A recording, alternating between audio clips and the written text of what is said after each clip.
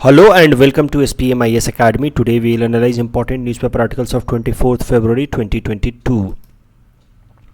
Please note you can download the PDF version of today's newspaper analysis by clicking the link given in the comment section. You can also join our WhatsApp group through the link given in the description section for more study materials. This is the list of the topics that we will be covering from today's newspaper. The first article is taken from editorial segment. It is about insurgency in Manipur, and this topic is important from our syllabus paper 4 internal security point of view. तो ये हम insurgency in Manipur के बारे में बात क्यों कर रहे हैं वो भी ज़रा समझते हैं. Recently the central government announced कि it is ready to held a dialogue with insurgent groups in Manipur. तो भाई इतने सालों से इंसर्जेंसी चल रही है वहाँ पे. भारत सरकार ने हाल फिलहाल में कहा है कि वो वहाँ के इंसर्जेंट ग्रुप से बात करने के लिए तैयार है ताकि वहाँ पे इंसर्जेंसी ख़त्म की जा सके. अगर आप बात करें मणिपुर के अंदर इंसर्जेंसी की, तो वहाँ पे इंसर्जेंसी 1964 से ही अभी तक सस्टेन हो रहा है. जो वहाँ की सबसे पहली फॉरमोस्ट इंसर्जेंट ग्रुप है उसका नाम है United national liberation front UNLF, और ये आज तक ऑपरेशनल है. अगर आप यूनाइटेड नेशनल लिबरेशन फ्रंट का एक्टिव रीजन देखें तो जो म्यांमार से टच करते हुए जो बॉर्डर डिस्ट्रिक्ट्स हैं, खासकर उखरूल और ये चांडेल वाला जो डिस्ट्रिक्ट है, उखरूल एंड चांडेल, ये दोनों रीजन जो हैं वो सबसे ज़्यादा डिस्टर्ब्ड है. और उसका कारण भी सरल है. ये जो बाउंड्री है म्यांमार से सटी हुई जो बाउंड्री है, ये बाउंड्री काफ़ी पोरस, और इस कारण से ये जो इंसर्जेंट ग्रुप्स हैं यहाँ पे इंसर्जेंसी की एक्टिविटी करते हैं. And then they get and enter into the Myanmar region and from where they operate their insurgent activities. तो नाम याद रखना, कभी भी इंटरनल सिक्योरिटी पे सवाल आ जाए तो एक आधा नॉर्थ ईस्ट के इंसर्जेंट ग्रुप्स का नाम अगर लिख रहे हों तो अल्फ़ा और NSCN IM तो सब लिखेंगे, और NSCN खापलांग तो सब लिखेंगे. यहाँ पे तुमने अगर यूनाइटेड नेशनल लिबरेशन फ्रंट का नाम लिख लिया तो it will help you in fetching better marks. अब क्या कारण है कि मणिपुर के अंदर इतने सालों से इंसर्जेंसी चल रही है? तो अलग अलग फैक्टर्स हैं मणिपुर के अंदर इंसर्जेंसी के पीछे. पहला फैक्टर माना जाता है forced merger of Manipur with India. जब हमारा देश आज़ाद हुआ उस टाइम तक मणिपुर एक सेपरेट किंगडम हुआ करता था, और मणिपुर को इंडिया के साथ मर्जर कराया गया ऑन 15 अक्टूबर 1949. और तब से एक तरह का डिसइंचेंटमेंट है मणिपुर के लोगों के अंदर कि they have been forcefully merged with India. Manipur को बाद में एक सेपरेट स्टेटहुड दिया गया 1972 में, yet the regional aspiration to have a separate country और more and more autonomy still prevails, and that is a reason behind insurgency in Manipur. तो पहला फैक्टर तो है कि फोर्सफुल मर्जर, याद रखना इस बात को. दूसरा है spill over effect of greater Nagalim demand. तो ग्रेटर नागालिम से रिलेटेड तो आर्टिकल में कई दफ़ा डिस्कस कर चुका हूँ कि जो यहाँ पे नागा इंसर्जेंट्स हैं, नागा इंसर्जेंट्स के जो मेन इंसर्जेंट ग्रुप जैसे NSCN IM इसाक मवैया, और बाद में NSCN खापलांग. अब इसाक मवैया के साथ तो अभी पीस नेगोशिएशन चल रहा है, लेकिन ये जो नागा इंसर्जेंट्स हैं इस एरिया के, उनका मानना है कि जहाँ जहाँ पे नागा ट्राइब्स के लोग रहते हैं वो सारा एरिया को मिला करके उन्हें एक सेपरेट स्टेट चाहिए, जिसका नाम उन्होंने दिया है ग्रेटर नागालिम. तो मज़े की बात यह है कि ग्रेटर नागालिम में सिर्फ नागालैंड नहीं आता है, उसके अलावा बॉर्डरिंग जो स्टेट्स हैं जैसे अरुणाचल का भी कुछ एरिया आ जाता है, आसाम का कुछ एरिया आ जाता है. इनफैक्ट पूरा मणिपुर वो लोग ग्रेटर नागालिम के अंदर काउंट करते हैं. और इसके अलावा आप देखिए तो कुछ म्यांमार का भी एरिया वो क्लेम करते हैं as part of greater Nagalim, और उनका कहना है कि भारत सरकार इस सबको मर्ज करके एक सेपरेट स्टेट उनको बना करके दे, ग्रेटर नागालिम या ग्रेटर नागालैंड.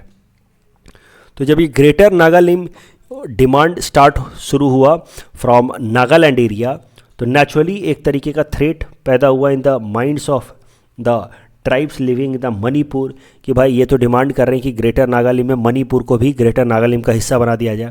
सो इस ग्रेटर नागालिम डिमांड के काउंटर एक्टिविटी में आप मान सकते हैं threat to Manipur territorial integrity हुआ वहाँ के लोगों को, and they themselves started a kind of insurgent activity against the Nagas living in the Manipur. तो देखिए नागा ट्राइब के लोग आसपास के एरियाज़ में भी रहते हैं, और इस कारण से नागालिम, ग्रेटर नागालिम का डिमांड चल रहा था कि इस पूरे एरिया को मिला करके ग्रेटर नागालिम बना दिया, जो आज तक डिमांड चल रहा है बाय NSCN खापलांग.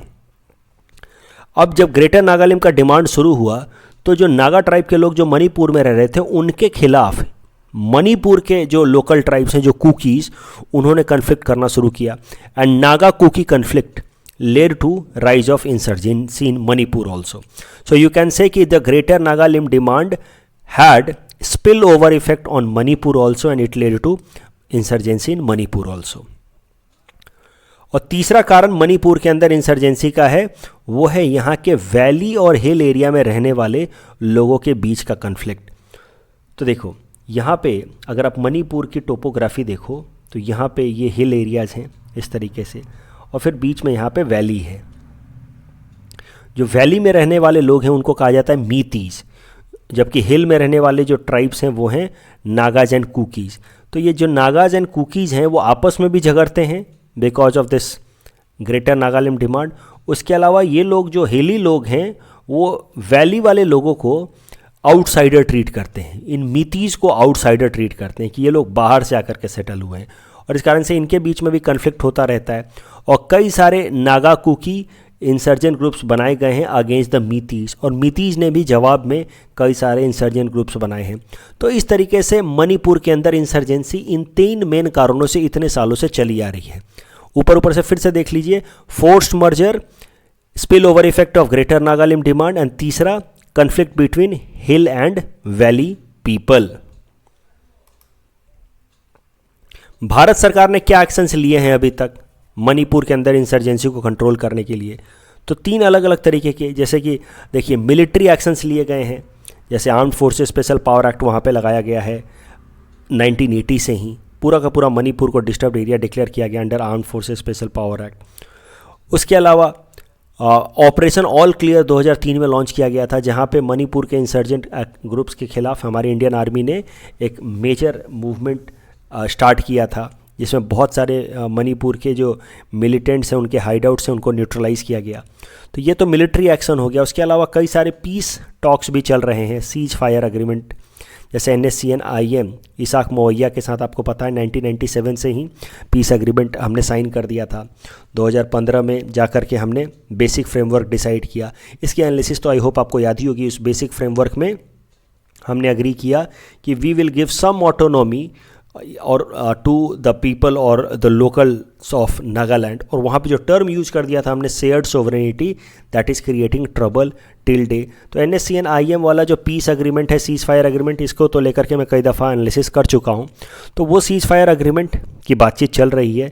तो नागाज के साथ अगर सीज फायर एग्रीमेंट साइन हो जाता है, फाइनलाइज होता है पूरी तरह से, तो naturally it will have some positive effect on Manipur insurgency. उसके अलावा जो कुकीज़ हैं, जो इस एरिया में रहने वाले, हिली एरिया में रहने वाले जो अलग ट्राइब्स हैं कुकीज़, उनके ऑर्गेनाइजेशन के साथ भी भारत सरकार और मणिपुर की सरकार ने मिल करके एक ट्राईपार्टेट एग्रीमेंट साइन किया है। लेकिन कई सारे जो वैली बेस्ड, ये जो मीतीज़ इंसर्जेंट ग्रुप्स हैं, आज भी काफ़ी एक्टिव हैं and they are yet to come on negotiation table. अब जरा ये देख लेते हैं कि आखिर क्या क्या चैलेंजेज हैं पीस को रिस्टोर करने में मणिपुर में, क्यों वहाँ पे पीस इतने सालों से नहीं आ पा रहा है। तो मणिपुर की समस्या ये है वहाँ की इंसर्जेंसी की, there are many conflicting demands. कोई ट्राइब कुछ मांग रहा है, कोई मांग रहा है कि हमें ऑटोनोमस काउंसिल दे दो, कोई मांग रहा है कि हमें सेपरेट स्टेट दे दो, कोई मांग रहा है हमें सेपरेट कंट्री दे दो। तो अलग अलग तरह के डाइवर्जेंट डिमांड्स आ रहे हैं। उसके अलावा जो लोकल पॉलिटिशियंस और इंसर्जेंट्स के बीच में भी नेक्सस है। बहुत सारे ऐसे पॉलिटिशियंस या लोकल जो ड्रग माफियाज हैं, they are engage into cross border drug trafficking, खासकर म्यांमार वाले एरिया से, because of this that golden triangle, Myanmar, Laos और थाईलैंड वाला ट्रायंगल। इंटरनेशनल फैक्टर तो है ही है, जैसा कि मैंने आपको बताया कि ये बॉर्डर काफ़ी पोरस है, तो इस कारण से म्यांमार और चाइना से यहाँ पे इन इंसर्जेंट ग्रुप्स को काफ़ी सपोर्ट मिलता है ताकि नॉर्थ ईस्ट के अंदर इंडिया को थोड़ा सा डिस्टेबलाइज किया जा सके। So these are 3 factors that has not allowed India to have permanent solution to insurgency problem in Manipur. क्या सॉल्यूशन हो सकता है? तो we need to have a multi pronged strategy. बेहतर बॉर्डर सर्वेलेंस, बॉर्डर मैनेजमेंट करने की ज़रूरत है हमें। वहाँ के लोगों के साथ हमें इंटरैक्ट और इंगेज करने की ज़रूरत है, इंगेज होने की ज़रूरत है। डेमोक्रेटिक एक्टिविटीज़ को प्रमोट कराने की ज़रूरत है। रेगुलर इलेक्शन लोगों को प्रमोट कराएं कि वो ज़्यादा से ज़्यादा इलेक्शन में पार्टिसिपेट करें। लोकल डेवलपमेंट हम कराएं, इकोनॉमिक डेवलपमेंट, एम्प्लॉयमेंट जनरेशन करें। लोकल NGOs को इंगेज किया जाए ताकि लोगों को कन्विंस करें to give up insurgent activity, violent activity and engage into mainstream process. Security approach तो हम ले ही रहे हैं, arm forces special power act तो लगा ही रखा है। उसके अलावा गुड गवर्नेंस को प्रमोट करने की ज़रूरत है। Transparency, fair judicial system, rule of law, ये सब लाएं ताकि वहाँ के लोगों को भरोसा हो कि भारत और जो भारत की संविधान है वो उनके लिए भी है and they are equally Indian. अभी बहुत सारे वहाँ के जो लोकल इंसर्जेंट ग्रुप्स हैं वो आज भी अपने आप को इंडियन मानने से इनकार करते हैं। They refuse to consider constitution of India as their own constitution. तो ये सब ट्रांसपेरेंसी लाएंगे, अगर बेटर जुडिशियल सिस्टम लाएंगे, रूल ऑफ लॉ लाएंगे, तो नेचुरली ये जो वहाँ के लोगों के मन में एलियनेशन की भावना है वो कम होगी। उसके अलावा जो बेसिक मिनिमम एक्टिविटी जैसे हॉस्पिटल, स्कूल्स, पुलिस स्टेशन, ये तमाम एक्टिविटीज़ को भी हमें डेवलप करने की ज़रूरत है। इस टॉपिक के बेसिस पे प्रीलिम्स ये मेंस प्रैक्टिस क्वेश्चन हमने आपको दे रखा है, इसको अटेम्प्ट कीजिए। 150 वर्ड्स में आप इसका आंसर लिख सकते हैं। The next article is taken from national segment. It is about center-state fiscal relations and this topic is important from our syllabus paper 3 Indian polity point of view. तो देखो, इस आर्टिकल को समझने के लिए पहले हमें आर्टिकल 293 सब क्लॉज 3 समझना होगा ऑफ इंडियन कॉन्स्टिट्यूशन।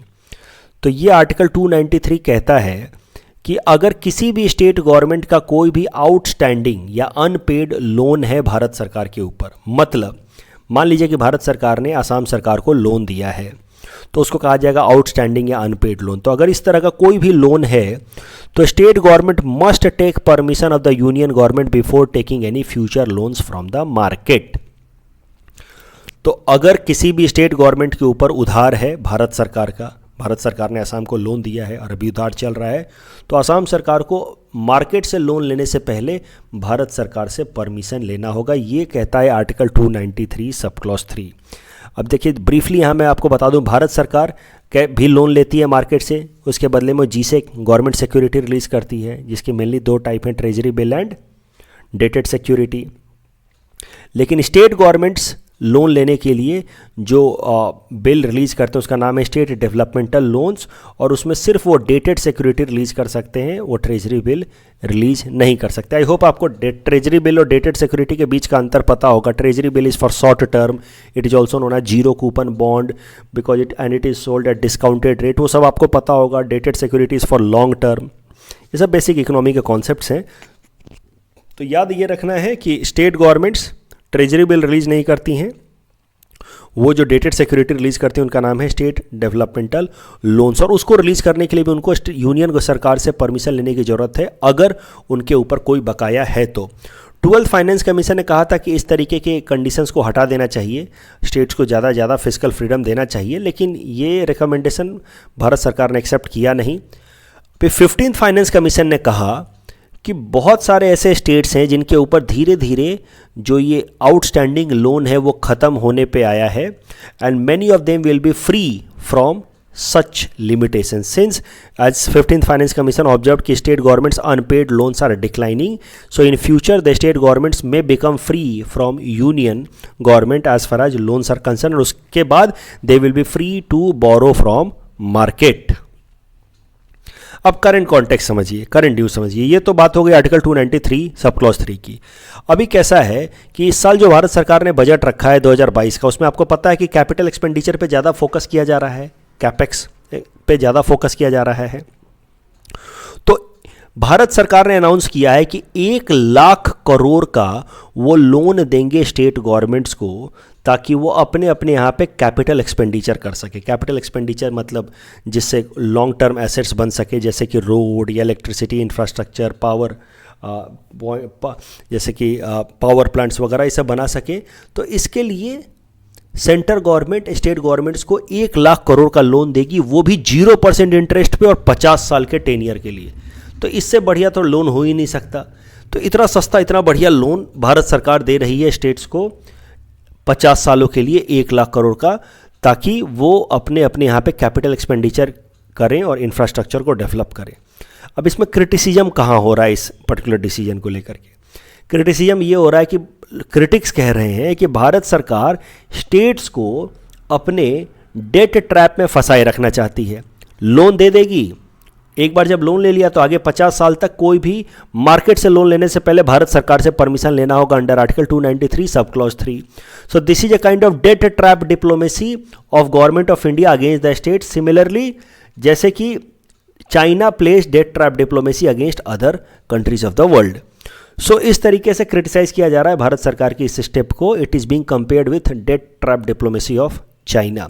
और क्रिटिक्स कह रहे हैं कि भारत सरकार अगर सच में इंफ्रास्ट्रक्चर डेवलप कराना चाहती थी तो why did it not give grant rather than giving loans. तो ग्रांट दे देते, फ्री में दे देते स्टेट्स को rather than giving it as loan. इस टॉपिक के बेसिस पे प्रीलिम्स प्रैक्टिस क्वेश्चन हमने आपको दे रखा है। Please attempt this question and you can submit the answer in the comment section. The next article is taken from economy segment. It is about 25th meeting of financial stability and developmental council. This topic is important from our syllabus paper for Indian economy point of view. देखिए financial stability development council पे एक बार UPSC PT में सवाल पूछ चुका है, तो इसलिए मैं ये टॉपिक कवर कर रहा हूँ, हो सकता है फिर से रिपीट हो जाए। देखिए फाइनेंशियल स्टेबिलिटी डेवलपमेंट काउंसिल के चेयरमैन होते हैं यूनियन फाइनेंस मिनिस्टर। तो यूनियन फाइनेंस मिनिस्टर हमारी निर्मला सीतारमण जी ने फाइनेंशियल स्टेबिलिटी डेवलपमेंटल काउंसिल की एक 25th मीटिंग हाल फिलहाल में कंडक्ट कराई है, जिसका एजेंडा रखा गया था to review global and domestic macro economic situation and review financial stability issues faced by banks. ये तो जनरल बातें, इसको याद रखने की जरूरत नहीं है। मुद्दा ये है कि 25th meeting of financial stability and developmental council हुआ है। क्या है फाइनेंशियल स्टेबिलिटी डेवलपमेंटल काउंसिल, वो देखिए। इसी के बेसिस पे पीटी में सवाल आया था। तो ये जो बॉडी है इसको एग्जीक्यूटिव ऑर्डर से बनाया गया है by government of India in 2010। Executive order मतलब इसको कोई कानून नहीं है, it is not a statutory body, there is no law for this body, it has been created as per executive order and it is functions under chairmanship of union finance minister. बाकी सारे इसके members भी होते हैं, जैसे अलग अलग financial sector के रेगुलेटर जैसे कि आरबीआई, सेबी, पीएफआरडीए, इडा, इन सब के जो हेड्स होते हैं वो मेंबर होते हैं। Finance secretary, department of economic affairs के सेक्रेटरी, ये सब इसके मेंबर होते हैं। ऑब्जेक्टिव क्या होता है फाइनेंशियल स्टेबिलिटी डेवलपमेंटल काउंसिल का, कि ऐसी सजेशंस दे सरकार को so that there is stabilization of macro economic parameter. So objective is to stabilize the macro economic parameter of Indian economy like savings, inflation, growth rate, ETC. जो financial stability developmental council बनाई गई थी वो 2010 में बनाया गया था with executive order, but it was constituted on recommendation of doctor Raghuram Rajan committee of 2008। इस टॉपिक के बेसिस पे पीटी प्रैक्टिस क्वेश्चन हमने आपको दे रखा है। Please attempt this question and you can submit the answer in the comment section. The next article taken from sports segment. It is about chess grand master. देखिए अभी UPSC ने इस साल जो अभी पीटी हुआ उसमें 2 सवाल स्पोर्ट्स से पूछ लिए, इसलिए थोड़े बहुत मैं स्पोर्ट्स भी इस साल कवर कर रहा हूँ। जो जो चीज़ें ज़्यादा लाइमलाइट में रह रही हैं उनको मैं कवर कर रहा हूँ पीटी पर्सपेक्टिव से। तो ये जो आइडिया मैं डिस्कस करने जा रहा हूँ ये पीटी पर्सपेक्टिव से इंपॉर्टेंट है। पहले समझ लीजिए चेस ग्रैंड मास्टर होता क्या है। तो it is highest title in chess. तो किसी भी चेस प्लेयर के लिए हाईएस्ट टाइटल होता है चेस ग्रैंड मास्टर का, and this title is given by international chess federation, जिसका नाम है FIDE। एक्चुअली FIDE नाम है, फ्रेंच नाम का एक्रोनिम है, फेडरेशन इंटरनेशनल देश एक है। तो भाई फ्रेंच चेस फेडरेशन का नाम है FIDE, ये फ्रेंच नाम का शॉर्ट है। उसका दूसरा अंग्रेजी में नाम होगा इंटरनेशनल चेस फेडरेशन। ये लुज़ान बेस्ड ऑर्गेनाइजेशन है, मतलब इन स्विट्ज़रलैंड इसका मेन हेडक्वार्टर है। तो मुद्दा ये है कि चेस के अंदर जो सबसे महान खिलाड़ी होते हैं उनको ग्रैंड मास्टर का टाइटल मिलता है, और वो देने वाली ऑर्गेनाइजेशन है ये FIDE। दुनिया में लगभग अभी तक 2000 लोगों को ये चेस ग्रैंड मास्टर का टाइटल मिला हुआ है। लाखों लाखों लोग खेलते हैं, उनमें से 2000 लोगों को ये चेस ग्रैंड मास्टर का टाइटल मिला हुआ है। ज़्यादातर अगर आप देखेंगे तो रशियन ओरिजिन के मेल हैं, जो रसिया का इसमें काफ़ी ज़्यादा डोमिनेंस है, उसमें भी Russian males have very much dominance in chess grand master. अगर इंडिया की बात की जाए तो इंडिया से लगभग 70 लोग ऐसे हैं जिनको चेस ग्रैंड मास्टर का टाइटल अभी तक मिला हुआ है। न्यूज़ ये है कि इंडिया से इंडियन प्रोडिजी मतलब काफ़ी कम उम्र के जो टैलेंटेड लोग होते हैं उनको प्रोडिजी कहते हैं। तो इंडियन प्रोडिजी प्रज्ञब Ramesh Babu, P Ramesh Babu, he has become second youngest grand master in chess history. तो बस 12 साल 10 महीने और 13 दिन में इनको ग्रैंड मास्टर का टाइटल मिल गया, and this is how he has become second youngest grand master in chess history. हाल फिलहाल में रमेश बाबू ने एक बहुत ही बड़ा काम कारनामा करके दिखाया। इन्होंने चेस चैंपियन मैग्नस कार्लसन को, जो कि चेस चैंपियन है, इनको ऑनलाइन चेस टूर्नामेंट में हराया है। तो ये नाम याद रखना, प्रज्ञत Ramesh Babu, second youngest chess grand master. उसके अलावा next topic is taken from Assam segment, it is about Kala Pahar name change. This topic is important from our syllabus paper 6 Assam issues point of view. तो देखो, हाल फिलहाल में हमारे चीफ मिनिस्टर हिमंता बिस्वा शर्मा साहब ने कहा कि आसाम सरकार एक पोर्टल रिलीज़ करेगी। उस पोर्टल पे वो सजेशंस मांगेंगे यहाँ के लोगों के, आसाम के लोगों के अलग अलग जगहों के नाम बदलने के लिए, खासकर ऐसे जगह जो आसाम के कल्चर या सिविलाइजेशन को रिप्रेजेंट नहीं करते हैं। उसमें खासकर उन्होंने जिक्र किया काला पहाड़ का। उन्होंने कहा कि काला पहाड़ उसने आसाम को अटैक किया, उसने कामाख्या टेम्पल पे अटैक किया, तो कोई वजह नहीं बनती है कि काला पहाड़ के नाम पे किसी भी जगह का नाम रखा जाए आसाम के अंदर। ही वॉज एन इन्वेडर, तो उसके नाम के पीछे क्यों नाम रखा जाए किसी भी जगह का। तो हमें इसका नाम बदलना चाहिए और इसके लिए एक पोर्टल लॉन्च किया जाएगा जिसमें लोग नया नाम सजेस्ट कर सकते हैं as per the culture and civilization of Assam.